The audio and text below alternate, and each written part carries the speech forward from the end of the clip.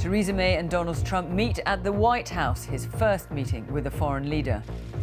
After the handshake by a bust of Winston Churchill, discussion of a future trade deal. We are discussing how we can establish a trade negotiation agreement, take forward immediate high-level talks, lay the groundwork for a UK-US trade agreement. Also top of the agenda, cementing the special relationship. Actually, I'm not as brash as you might think. And I can tell you that I think we're going to get along very well. You know, it's interesting because I am a people person. I think you are also, Theresa.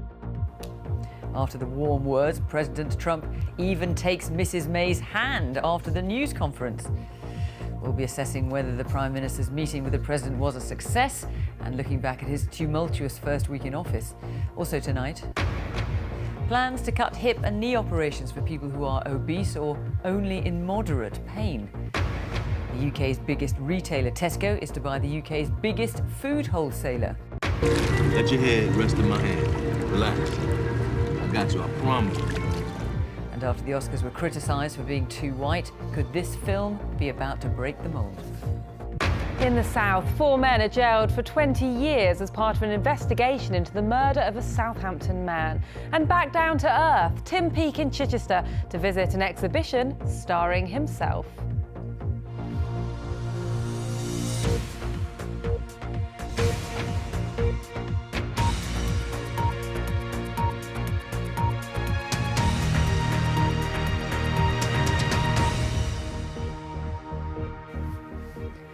Good evening. Donald Trump and Theresa May have hailed a new era of relations between America and Britain after meeting at the White House. It's President Trump's first talks there with any foreign leader since taking power. The Prime Minister told a news conference Mr. Trump had given what she called his 100% backing to NATO, despite his recent comments that it's obsolete. She confirmed that the Queen has invited President Trump to make a state visit to Britain this year and that he has accepted. There was also talk of a future trade deal, but no detail. Our political editor Laura Koonsberg reports. 5, 10, Everyone is paying attention. Our Prime Minister, the first foreign leader to make their way oh so carefully into the Trump White House. The first foreign leader to take the risk and the opportunity to be greeted at the side door of 1600 Pennsylvania Avenue, stepping into the lights alongside the ringmaster of his own circus. Today, the United States renews our deep bond with Britain, military, financial, cultural, and political. We have one of the great bonds. We pledge our lasting support to this most special relationship. Can I start by saying that I'm so pleased that I've been able to be here today, and thank you for inviting me so soon after your inauguration.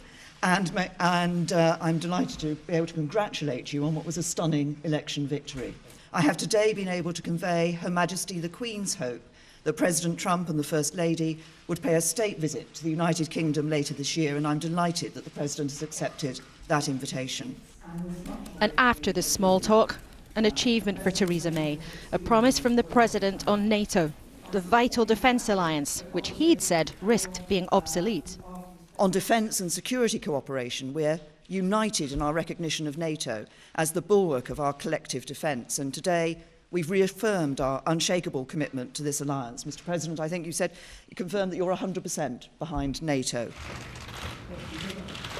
For keen watchers of the Oval Office, the bust of Churchill moved back into the room. This is the original, folks. This is the original in many ways. Easier to do than commit to a rapid trade deal. Much mentioned in the run-up, but no guarantee. But the President was eager to remind Britain he was always behind Brexit. I said Brexit is going to happen. And I was scorned in the press for making that prediction. I was scorned. And I said, I believe it's going to happen because people want to know who's coming into their country and they want to control their own trade and various other things.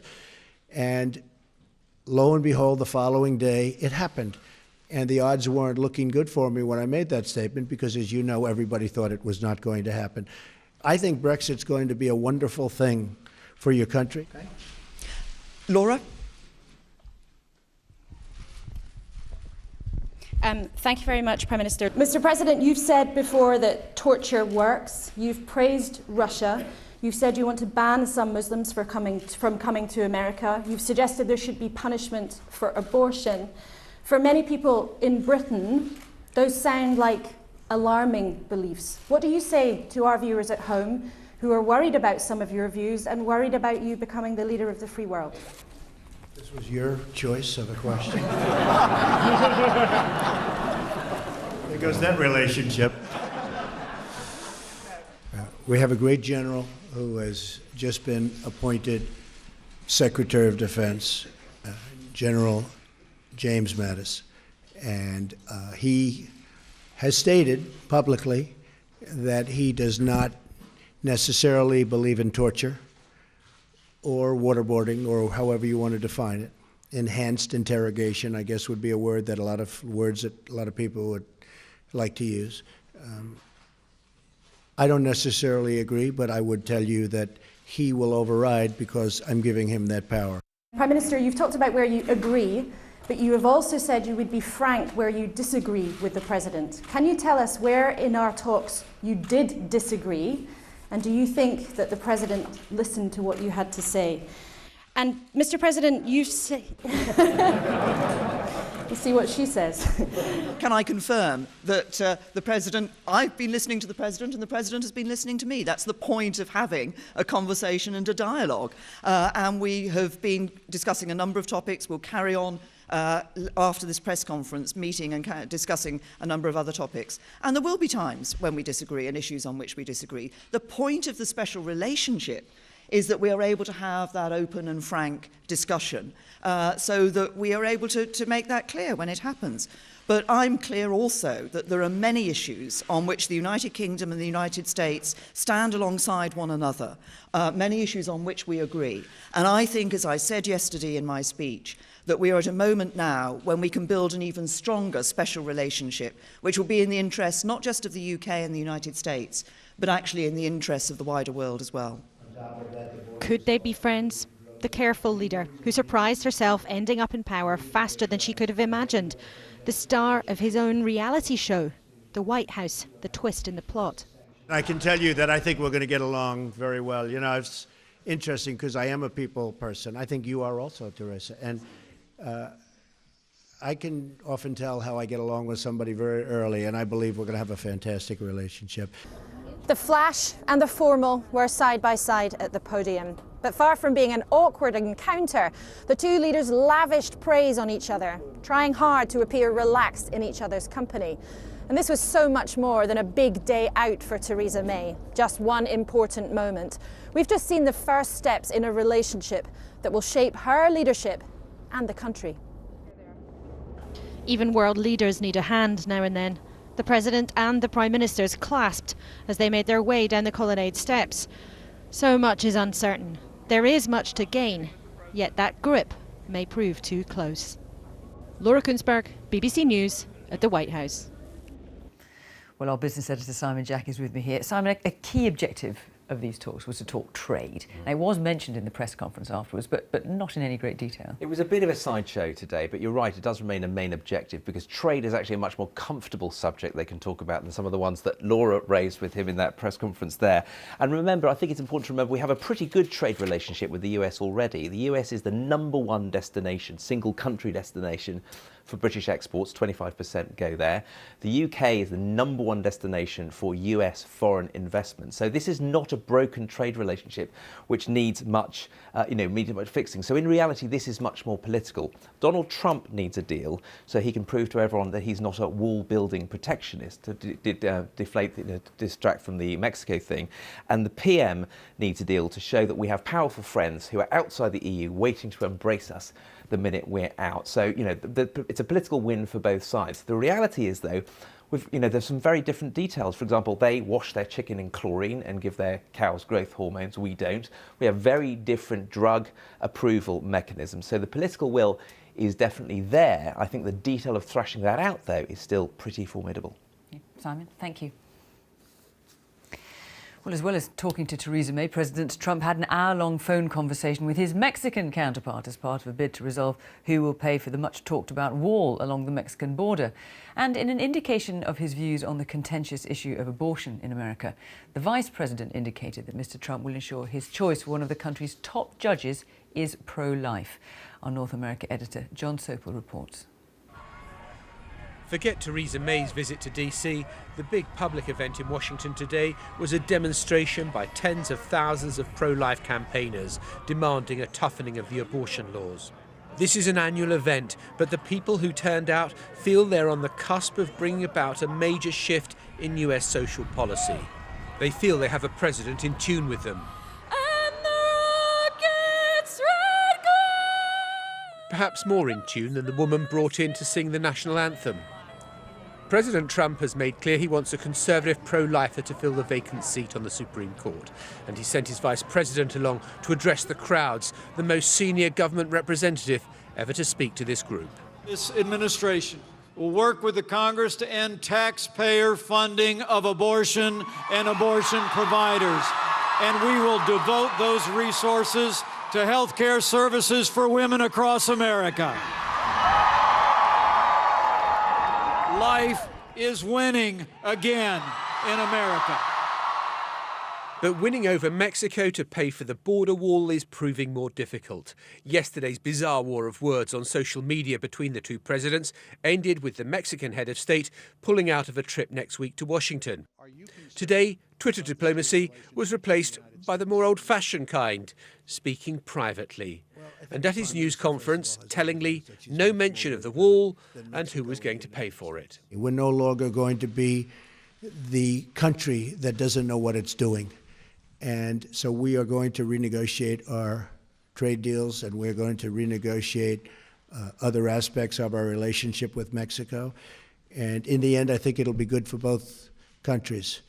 It's hard to believe that it's only a week since the inauguration of President Trump. Such is the pace at which events have been unfolding. His first meeting with a foreign leader completed, a whole raft of executive orders. And there seems to be no letting up in the pace. Present! Oh!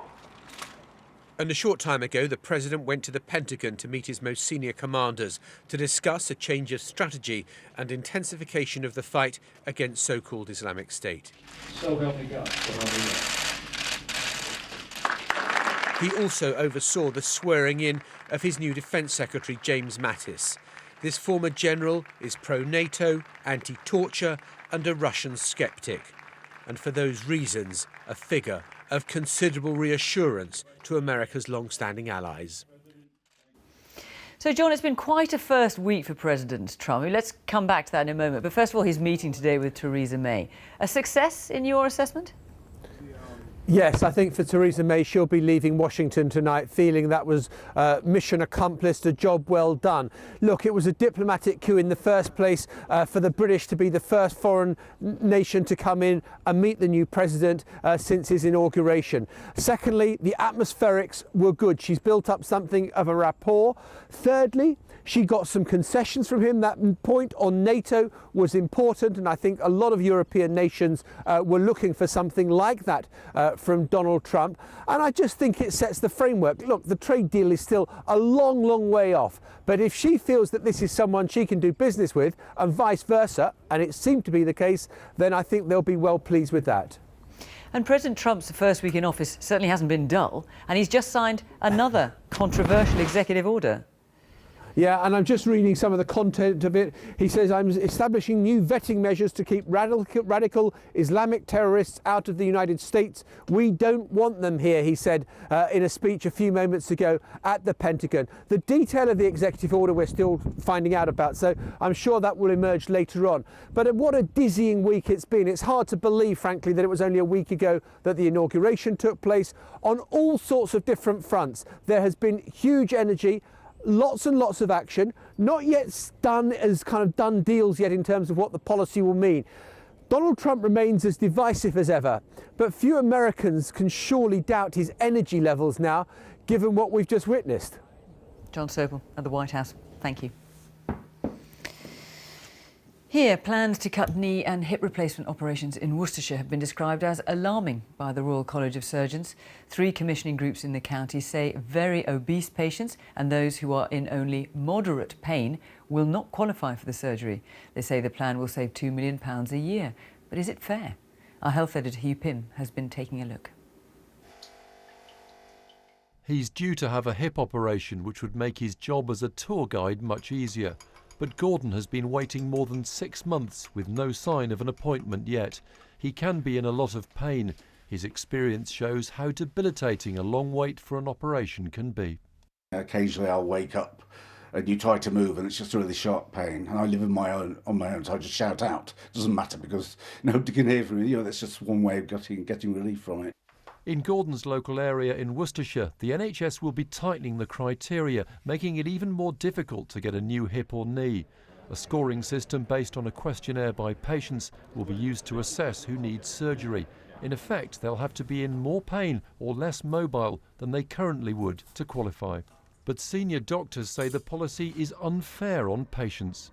It's the NHS not producing best care for a particular patient.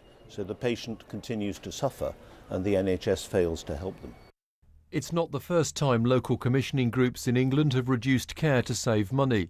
The 3 groups in Worcestershire have followed one in Shropshire in restricting hip and knee surgery.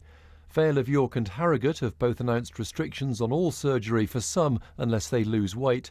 And another trend that's been seen is cuts in IVF treatment, including in Mid and North East Essex and South Norfolk. The finances in the NHS are constrained and demand is rising, and so in that environment we have to make some really difficult decisions about the services we commission. We have to prioritise services where patients will get the most benefit. All this comes at a time when there have been calls for a cross-party and public debate on the future of the NHS in England. A key question is, should the NHS continue with the funding already allocated, even if that means possible cuts to some services? Or does it need new funding to bring it in line with health spending seen in some other leading European economies? The Welsh Government said there were no financial restrictions on routine surgery. Scotland is investing more in specialist centres. But around the UK, the debate on the best use of resources for the NHS is as vocal as ever. Hugh Pym, BBC News.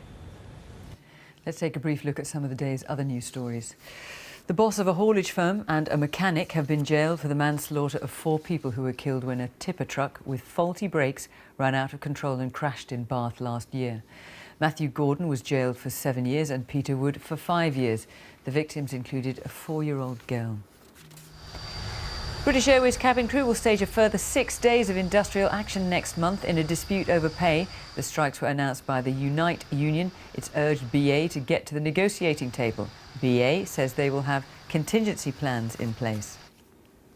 And the government spending watchdog has told the Ministry of Defence that if it's to pay for new ships, aircrafts and vehicles, it needs to make almost £6 billion in additional savings over the next 10 years. The MOD says it's convinced its plan will deliver the best value for the taxpayer. Tesco, the UK's biggest supermarket, has agreed to buy the country's biggest food wholesaler, the Booker Group, in a deal worth nearly £4 billion. Booker supplies everything from baked beans to tea bags to 700,000 corner shops, grocers, pubs and restaurants. The 2 firms said the deal would create the UK's leading food business, but it may need approval from the Competition Authority. Our business correspondent Emma Simpson has more. Tesco already has the lion's share of what we spend in the supermarket aisles. But what we put in our trolleys is only half of the food we consume. Here's the other half, from eating out to food on the go. This fast-growing market is what Tesco wants a slice of. It's struck a deal to buy Booker. You may not have heard of it, but this wholesaler supplies thousands of pubs, restaurants, caterers and corner shops. Tesco says joining forces makes sense. The UK population is passionate about its food. It's changing the way that it wants to consume food at home, on the go. It wants delivery, it wants a greater service. And the combination of our 2 businesses allows us to serve those customers better than either of us can do individually on our own. Tesco is already big. With this deal, it would become an even more powerful force in the food industry. and that might not be to everyone's taste. Booker doesn't own these convenience stores, but it does own the brands, and it supplies the food for the thousands of independent retailers who run them. I think some independent retailers will be very concerned about the idea of trading with a company that is ultimately their biggest competitor as well. Others will say, well, look, we might be able to get better prices out of this, better buying prices by the newly merged group, which then get passed on to the retailer and to the customer. Either way, it's a big, bold move for Tesco, but it'll likely face scrutiny from the competition authorities before this deal reaches the checkout. Emma Simpson, BBC News. After 3 years of discussions, an influential report from within the Church of England has concluded it should continue to oppose gay marriage. It's also suggested all potential clergy, straight or gay, be asked about their sexual conduct and their lifestyle. It acknowledged the report could cause serious and painful disagreements. Here's our religious affairs correspondent, Martin Bashir. Two men are married in an Anglican church, but it's in the United States and won't be happening here. After 3 years of so-called shared conversations, the Church of England has asserted that marriage can only be between a man and a woman. A few years because he's a patron of one of the bishop behind today's report says that while the doctrine of marriage remains the same, the Church must change its tone. Our test is to uphold the gospel and the scriptures and the tradition as we have received it, but also to make certain that this is a church in which all lesbian and gay people who are made in the image and likeness of God like everyone else are welcome and have a place. But lesbian and gay members of the church have reacted with disappointment, accusing the bishops of doing nothing to acknowledge the goodness or sanctity of lesbian, gay, bisexual and transgender relationships. They asked us to trust them, they asked us to work with them, and the gay community did so over a 3-year period. And we were told in that process, privately, that if we did this, then we would see change. And none of that has been honoured. And I think that's a failure of leadership and a failure of duty.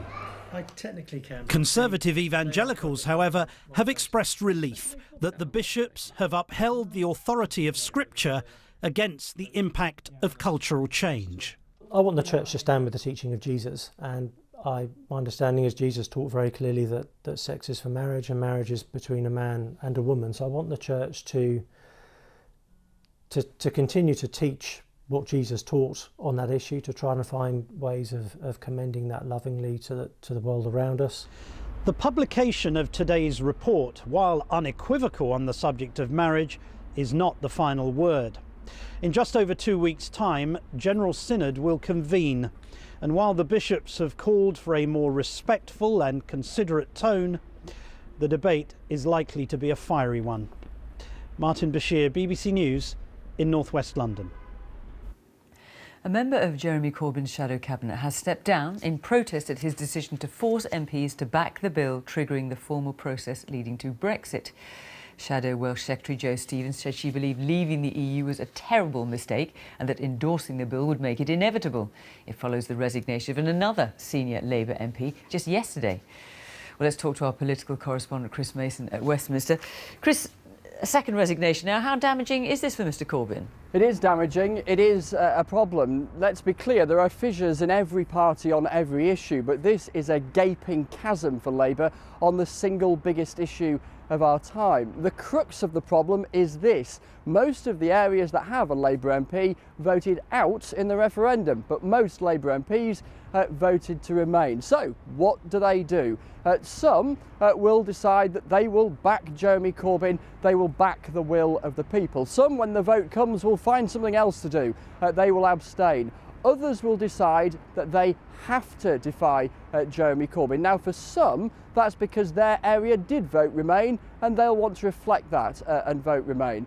For Jeremy Corbyn, he wants people to back the idea of Brexit, not least because there's a couple of by-elections coming up next month in seats that Labour want to cling on to that backed Brexit themselves. But for some Labour MPs, this comes down to a point of principle. They say they want to be on the right side of history, as they see it. Little wonder that the shadow Brexit secretary, Sir Keir Starmer, is said by some Labour MPs to deserve a second knighthood. That is the management job he faces at the moment amongst his colleagues. Chris Mason at Westminster, thank you. Now, it's a film that tells the story of a young African-American coming to terms with his sexuality, and it's received no less than 8 Oscar nominations. Last season's awards were criticised for their lack of diversity, but its writer and director Barry Jenkins insists the film is not a response to that. He was speaking to our entertainment correspondent Chichi Izundu.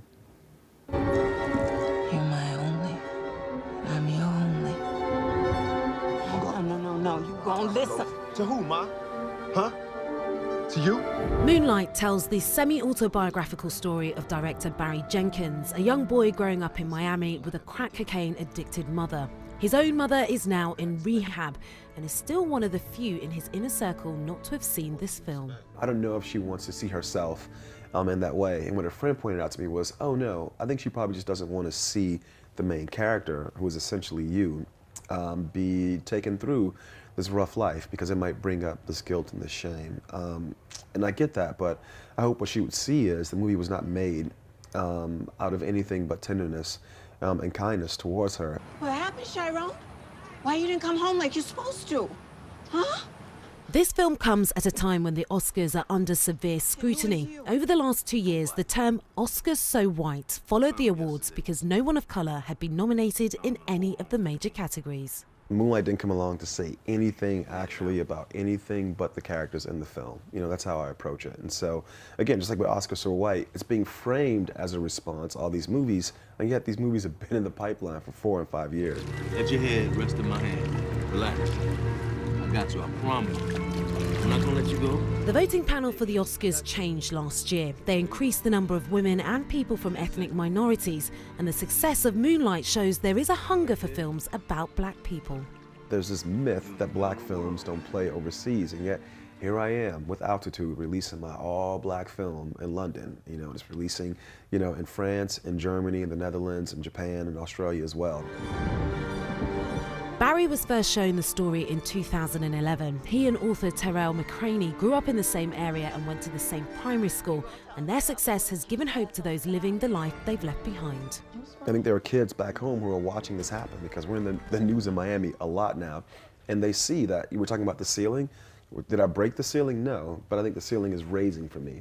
And I think people back home are seeing that the ceiling, maybe it was here, and now they're like, whoa, I guess it's up here, because Barry Jenkins and Terrell got nominated for 8 Academy Awards, you know? So if I win, I hope it'll make people back home proud, and that'll be the most important thing to me. Director Barry Jenkins there speaking to our entertainment correspondent Chichi Izundu. And that is it. Now on BBC One, it's time for the news where you are. Have a good night. Bye-bye.